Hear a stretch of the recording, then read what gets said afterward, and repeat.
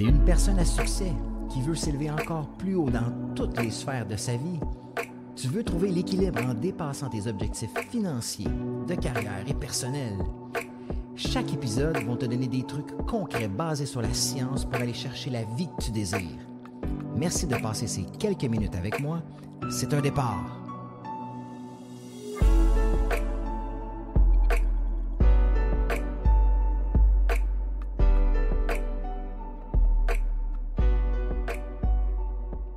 Hey, salut tout le monde, bienvenue dans un autre épisode du podcast d'Ordinaire à Exceptionnel. Vraiment content de vous retrouver aujourd'hui. Où est-ce qu'on va parler, encore une fois, du cerveau, mais je vais t'expliquer pourquoi ton cerveau te ment tout le temps. C'est fou, là. Ton cerveau passe son temps à te mentir, puis, devine quoi? Ça te sabote complètement dans les projets que tu veux réaliser, dans le bien-être que tu veux aller chercher. Fait qu'aujourd'hui, on va aller vraiment en profondeur là-dedans pour aller explorer les 5 biais cognitifs qui sabotent ta vie. Fait que souvent, on pense qu'on avance ou on pense qu'on a tous les outils pour avancer, mais au contraire, notre cerveau nous fait juste stagner, nous fait juste tourner en rond. Fait que je vais vous expliquer comment on fait pour se sortir de ça. Donc, mais avant de commencer, je vais t'expliquer c'est quoi un biais cognitif. Avant de changer ta vie, il faut comprendre un truc fondamental. OK? Donc, un biais cognitif, c'est hyper important à comprendre. Puis, ce que ça explique, c'est que tu ne vois pas la réalité. Dans ta vie, là, tu vois une version de la réalité qui est filtrée par ton cerveau. Puis, c'est ce filtre-là qui est rempli de biais cognitifs. Donc, c'est hyper important à comprendre. Toi, là, tu regardes la vie, tu regardes ce qui se passe, tu penses que tu vois la réalité, mais ce n'est pas ça du tout. Tu vois juste la réalité en fonction de tes filtres, en fonction de tes histoires, en fonction de comment tu penses, en fonction de tes croyances. Fait qu'un biais cognitif, c'est tout simplement un raccourci mental que ton cerveau utilise pour aller plus vite, pour économiser d'énergie, pour éviter l'inconfort. Sauf que ce qui est important à comprendre, c'est que ce raccourci-là, il t'amène souvent dans le champ. Il t'amène souvent à des endroits où que tu ne veux pas aller.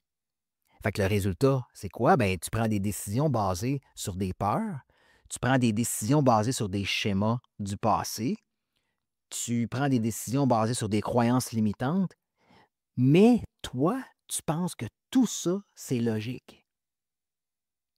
Vois-tu à quel point c'est tellement important de comprendre, de comprendre ça, en fait? C'est que tu vois la réalité d'une façon, toi, tu penses que tu es certain ou certaine que c'est ça la réalité, mais en fonction de ton cerveau, il te fait juste voir une fausse réalité en fonction de ce que toi, tu penses. Puis après ça, là, tu penses que tout ce que tu fais, c'est logique, mais tu agis seulement en fonction de tes filtres à toi, qui n'est pas nécessairement la bonne chose si tu n'as pas les bonnes croyances, si tu as des schémas du passé qui sont erronés ou qui t'amènent vers des endroits où est-ce que tu stagnes et que tu procrastines, ou si tu as des peurs par rapport au passé qui t'empêchent d'avancer. Aujourd'hui, on va parler des 5 biais cognitifs les plus fréquents chez les gens qui ont de la difficulté justement à exploser dans leur vie. Puis je parle de la procrastination, la timidité, la dépendance affective, le manque de clarté, puis le sentiment d'être figé dans ta vie, de tourner en rond dans le fond. Mais surtout, on va aller en profondeur sur comment t'en libérer. Alors, êtes-vous prête pour un épisode de feu, encore une fois? Je dis souvent ça, là, les épisodes de feu. Êtes-vous prête à aller vraiment en profondeur là-dedans? Parce que l'épisode d'aujourd'hui, avec ce que je vais vous enseigner puis ce que vous allez comprendre, ça peut être littéralement un point tournant dans votre vie. Donc, le premier biais cognitif, c'est le biais du statu quo. Donc, je reste dans ce que je connais, même si je souffre. Il y a tellement de gens qui sont là-dedans. Parce qu'il faut que tu comprennes que ton cerveau préfère le connu inconfortable à l'inconnu potentiel. Pourquoi? Parce que le cerveau associe toujours de changer à un danger. Il croit que si tu bouges, tu risques de souffrir plus. Donc, il te pousse à rester où est-ce que tu es, même si tu es malheureux. Vois-tu à quel point c'est néfaste? Ton cerveau associe le changement, associe l'inconnu au danger. Alors, il va tout faire pour ne pas que tu bouges, pour que tu restes dans ce que tu fais, pour que tu procrastines. Ton cerveau, il est fait de même. Fait que des exemples flagrants de tout ça, c'est des gens qui vont détester leur travail, vont détester la façon que leur carrière se déroule, mais ils vont rester là-dedans, juste parce que c'est stable, juste parce qu'ils ont un bon revenu, juste parce que c'est facile, c'est confortable. Ou il y a des gens qui vont être dans une relation qui ne les rend pas heureux ou heureuses du tout. Le partenaire leur manque de respect, le partenaire n'est pas engagé. C'est du on and off. Les gens se laissent, ils reviennent, mais ils vont toujours rester dans la même dynamique dans le genre de relation comme ça parce qu'ils sont habitués. Fait qu'ils vont rester avec le partenaire des années, même si c'est tout croche, même si c'est inconfortable. Puis à un moment donné, ils vont tellement cette année que là, peut-être qu'ils vont changer de partenaire, mais ils vont retourner dans le même genre de partenaire, les mêmes patterns. J'ai des gens que ça fait 30 ans qui se promènent dans les mêmes genres de relations dysfonctionnelles. Pourquoi? Parce que ton cerveau connaît ça. Ton cerveau ne veut pas aller vers une relation calme, de respect, parce que c'est de l'inconnu. Et rappelle-toi, ton cerveau associe l'inconnu au danger. Où il y a des gens, justement, qui vont avoir des projets, qui vont vouloir réaliser de grandes choses. Fait qu'ils savent, OK, là, il faut que je bouge, il faut que je prenne des actions. Mais ils repoussent, ils repoussent, ils repoussent, sans arrêt. Parce que c'est beaucoup plus confortable d'être dans la chenoute actuelle que de prendre le risque d'aller être heureux. Puis je le vois tout le temps avec des gens qui veulent adhérer au programme. Les gens sont convaincus que le programme va les aider à les sortir de leur torpeur. Ils sont convaincus. Ils sont juste incapables de bouger parce que ça serait le bonheur à l'autre bout du programme. Ça serait complètement la liberté, le bien-être. Puis leur cerveau les empêche d'agir. Heureusement, il y a une quantité de personnes qui agissent, mais malheureusement, il y a encore quelques personnes qui se disent ah, j'ai peur, puis 1 an, 2 ans, 3 ans plus tard, sont dans les mêmes souliers, la même chose. Fait que ce qui arrive, c'est que tu as l'impression de stagner, tu as l'impression de tourner en rond, tu vis dans une frustration sourde, une frustration qui est sournoise. Tu as tout le temps l'impression que tu es vide, tu as tout le temps l'impression que tout est une lourdeur. Pourquoi? Parce que tu restes dans ce qui ne te satisfait pas. Tu es pris dans le statu quo. Fait que c'est ça le biais cognitif du statu quo. C'est que ton cerveau va toujours te faire laisser dans ce qui est confortable et non ce qui te rendrait heureux.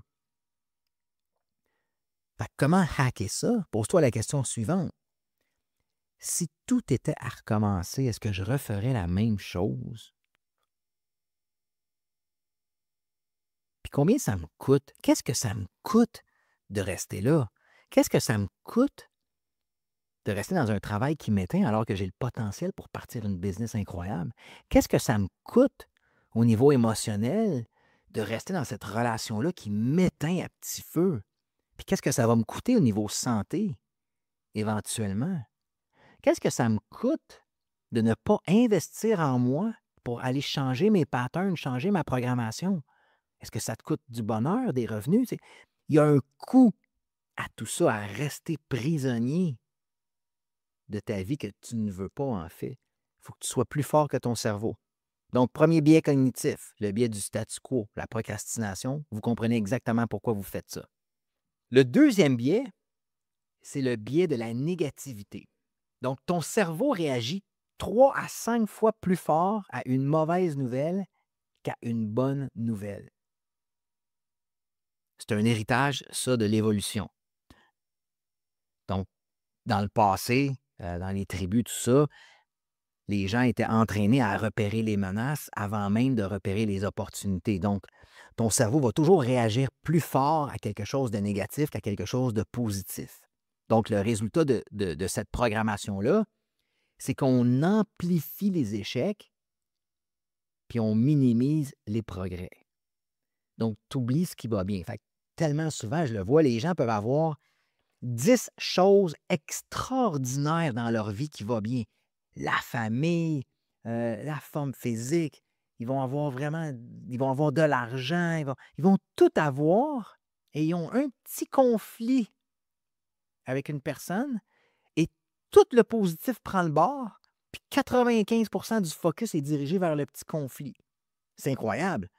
95% de ta vie va super bien, mais tu focuses sur le petit truc de négatif dans ta vie qui t'affecte au maximum.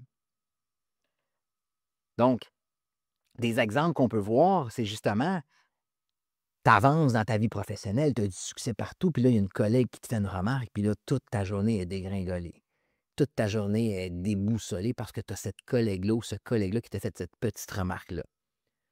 Ou souvent, les gens ont tellement de qualités. Je parle à tellement de gens, là, des belles personnes, ils ont plein de qualités, mais ils vont se définir par une seule erreur qu'ils ont faite dans le passé.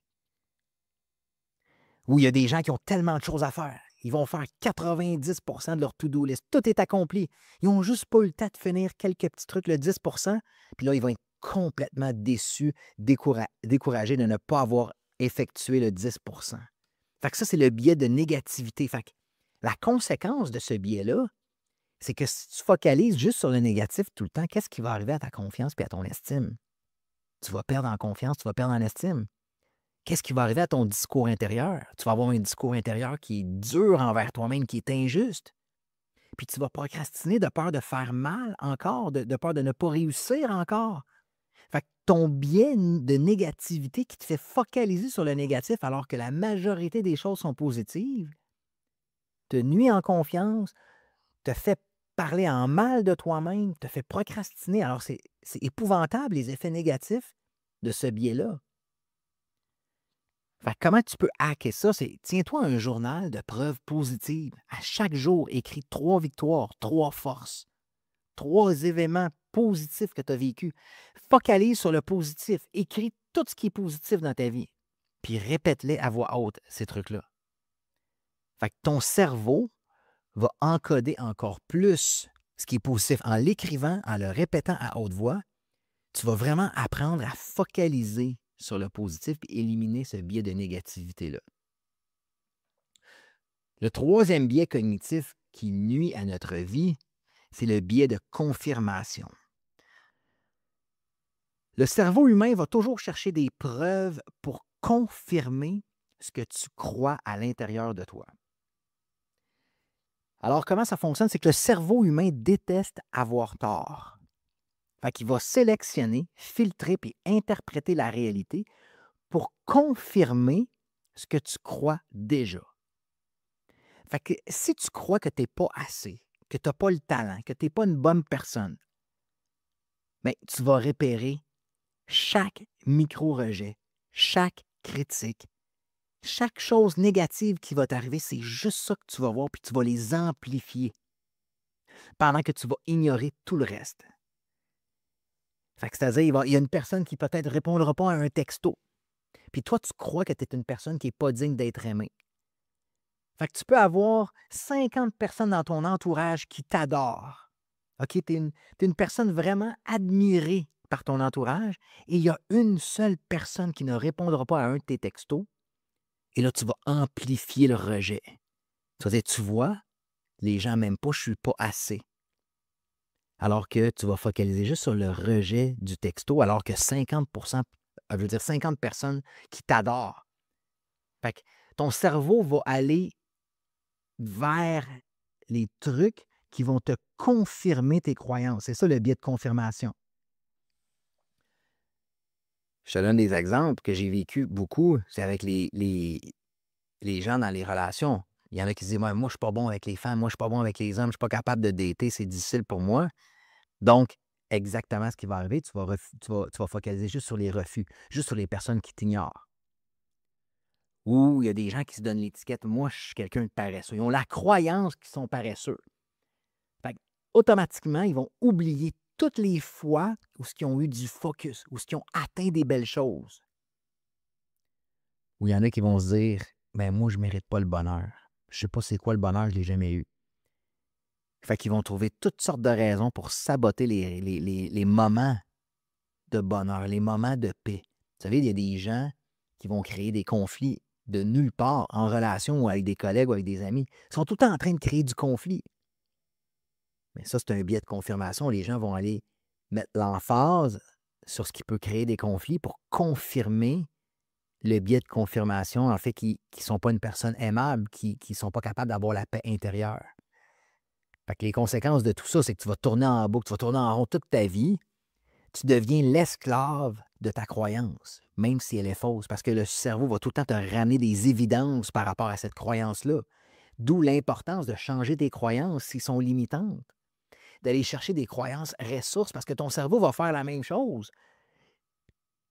Il va tout le temps aller chercher des confirmations. Alors, si tu crois que tu es un être humain extraordinaire qui peut réussir tout dans la vie, ton cerveau va aller chercher des évidences que tu peux tout réussir. Puis ce biais de confirmation-là va renforcer ton schéma au lieu de le casser. Fait que si tu crois que tu n'es pas bon, si tu as des croyances que tu ne vaux pas la peine, ben tu vas juste le renforcer ton schéma à chaque fois. Fait que le hack pour changer ça, c'est pratique le contre-exemple volontaire. Donc, c'est-à-dire que à chaque fois que tu te dis je suis pas bon, oblige-toi à trouver 2 preuves du contraire qui prouvent, des évidences qui prouvent que tu es bon, que tu es une bonne personne. Donc, si tu crois que ben, l'amour, c'est difficile à trouver à mon âge, puis là, tu sabotes tout le temps tes relations parce que tu as la croyance que l'amour, c'est difficile de trouver à ton âge, bien, va chercher des évidences que c'est pas vrai que l'amour est difficile à trouver. C'est sûr qu'il y a plein de gens qui ont réussi à trouver l'amour à ton âge. Fait que va chercher des évidences qui prouvent le contraire. Le 4e biais de confirmation, c'est le biais d'aversion à la perte. L'humain préfère éviter de perdre un peu que de gagner beaucoup. Ça, c'est prouvé par la science. Ton cerveau déteste perdre. Puis la douleur de perdre est 2 à 3 fois plus forte que le plaisir de gagner. C'est-à-dire que quelqu'un va avoir beaucoup plus de douleur à perdre 100 que de plaisir à gagner 100 . Donc, ce qui va arriver, c'est que tu vas toujours rester dans le moindre mal plutôt que d'aller vers le potentiel immense. Fait que tu vas toujours éviter de perdre quelque chose plutôt que d'aller vers un potentiel extraordinaire qui pourrait te propulser. Tu veux éviter l'échec plus que tu veux réussir. Ça, c'est un biais de confirmation qui s'appelle l'aversion à la perte. Fait que, exemple, les gens vont dire, si je laisse ma job, puis je me plante. Fait que là, ils vont éviter de laisser la job, de perdre quelque chose, au lieu de penser à tabarouette, si je laisse ma job et je pars ma business, peut-être que je pourrais tripler mon salaire. Je pourrais aller chercher de la liberté que je n'ai jamais eue. Je pourrais créer des nouvelles relations. Fait qu'au lieu de penser à tout ce qui pourrait être gagné, l'humain va éviter de perdre quelque chose. Donc, ce qui arrive, les conséquences de ce biais cognitif-là, l'aversion à la perte, c'est que tu dis non à des opportunités qui seraient extraordinaires pour toi, puis tu te protèges. En fait, tu t'étouffes dans quelque chose qui te fait stagner au lieu de créer quelque chose qui pourrait complètement expansionner. Alors, le hack pour régler ce biais d'aversion à la perte, c'est réécris ta peur, mais en gain. Qu'est-ce que je pourrais vivre de plus intense si j'osais faire cette action-là? Si j'allais parler à cette personne-là, puis j'ai envoyé un message parce qu'elle me plaît, qu'est-ce que je pourrais vivre? Est-ce que ça pourrait être 40 ans, 50 ans d'amour incroyable au lieu de dire, ben là, je vais perdre ma dignité si je vais lui parler puis elle me rejette? Focalise toujours sur ce que tu pourrais gagner au lieu de focaliser sur ce que tu voudrais ou sur ce que tu pourrais perdre. Puis le 5e biais cognitif qui va te nuire, c'est le biais de cohérence identitaire. Donc, l'explication de ce biais-là, c'est que ton cerveau veut maintenir une cohérence entre ton comportement et ton image intérieure. C'est sa façon à lui, à ton cerveau, de créer de la stabilité identitaire. Donc, si ton image intérieure est figée dans la souffrance, le rejet, la honte, la peur, tu vas inconsciemment recréer ça encore et encore et encore et encore. Parce que ton cerveau veut rester cohérent avec l'image que tu as de toi-même à l'intérieur, à l'extérieur. Fait que si tu te définis, si ton identité, tu te définis comme une personne timide, bien, tu vas refuser inconsciemment d'être vu, tu vas refuser inconsciemment de t'exposer parce que ton identité dit que tu es une personne timide. Fait que tu vas toujours agir en fonction de ton identité. Fait que si tu as des schémas de dépendance affective, mais tu vas toujours choisir des partenaires qui vont te valider dans ton rôle de sauveur ou vont te rejeter. Parce que tu as un schéma, c'est ton identité et tu le crois fermement. Fait que ce qui arrive, c'est que tu vis en pilote automatique selon une version de toi qui est ancienne, selon une vieille version de toi que tu ne veux plus nécessairement. Fait que tu refuses inconsciemment d'aller chercher de la liberté, de la joie, de l'amour, de la réussite, parce que ça ne fit pas avec ton identité. Fait que l'idée là-dedans, c'est d'aller transformer ton identité. Puis souvent, les gens ils ont peur de ça. C'est pas de changer la personne que tu es, la personnalité que tu as. Non, c'est juste de changer l'identité que tu possèdes par rapport à certaines choses. Si tu veux aller t'entraîner, puis que tu te considères comme une personne paresseuse qui n'est pas sportive, ça va être très difficile de maintenir l'entraînement. Mais si tu te considères, si tu changes ton identité pour celle d'un athlète, puis ça ne veut pas dire que tu es un athlète olympique, mais un athlète, ça pense comment? Ça réagit comment? Ça s'entraîne comment? Fait que quand tu développes cette identité-là, un athlète, ça pense que bien, peu importe ce qui arrive, moi, je m'en vais m'entraîner 5 fois par semaine. C'est ça mon identité. Fait que toi, tu vas y aller t'entraîner 5 fois par semaine. Tu vas arrêter de trouver des excuses parce qu'un athlète ne se trouve pas d'excuses. Il agit. Fait qu'en changeant ton identité, par exemple, dans une relation de personnes solides, moi, j'ai l'identité d'une personne solide. Mais quand tu vas attirer des gens qui te manquent de respect, ils vont partir. Tu vas les mettre dehors de ta vie. Fait que vois-tu que quand tu es capable de prendre conscience de ces biais cognitifs-là, puis de réagir par rapport à ça, puis de les comprendre, bien, tu vas être capable de changer ton identité. Tu vas être capable d'arrêter de procrastiner.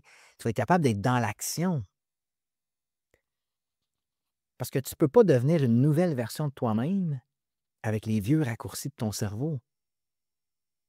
Mais maintenant que tu les vois, ces biais cognitifs-là, tu as une clé. Tu as une clé pour débarrer ton potentiel. Il faut que tu arrêtes de croire que tu n'es pas capable. Parce que ton cerveau va tout le temps t'aligner vers ça.